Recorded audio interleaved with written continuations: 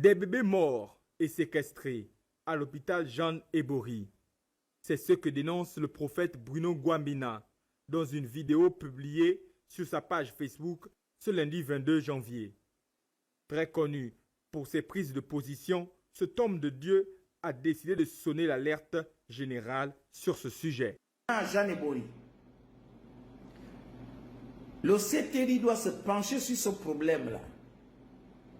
Pendant combien de temps on va garder les cadavres des bébés de 3 mois, 4 mois confisqués parce que les parents n'ont pas de quoi payer l'hospitalisation des bébés décédés, des enfants décédés. Les parents doivent payer l'hospitalisation. Quand bien même l'on sait que ces parents-là ont du mal à joindre les deux bouts. C'est d'ailleurs pour cela qu'ils sont incapables de payer. Où vont-ils trouver de l'argent? Alors le CTRI doit intervenir dans cette situation qui devient un magma qui risque de causer l'explosion. Sans compter les bébés, les nouveau-nés qui sont confisqués à Jeanne Ebori, hôpital mère et l'enfant, les bébés confisqués parce que les parents, les filles mères n'arrivent pas à payer l'hospitalisation.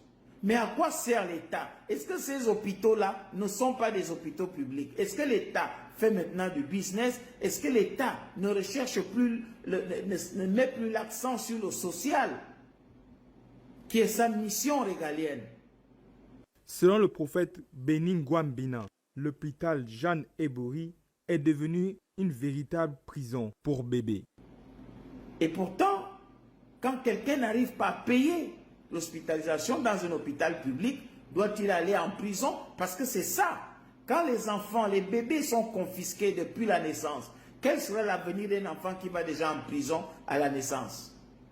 Un enfant qui naît dans la prison, parce que l'hôpital mère et l'enfant Jeanne Ebori devient maintenant une prison pour bébés. Prison pour bébés.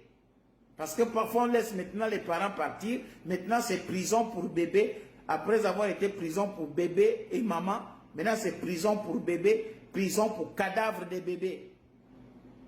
C'est malheureux. Il faut que le CTRI s'y penche. C'est un problème sérieux. Le CTRI, à l'ère de la restauration des institutions, Jeanne Ebori doit être restauré.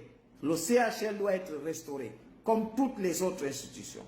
Si les propos du prophète sont exacts, séquestrer des enfants morts pour des raisons financières est inhumain et indigne pour notre administration.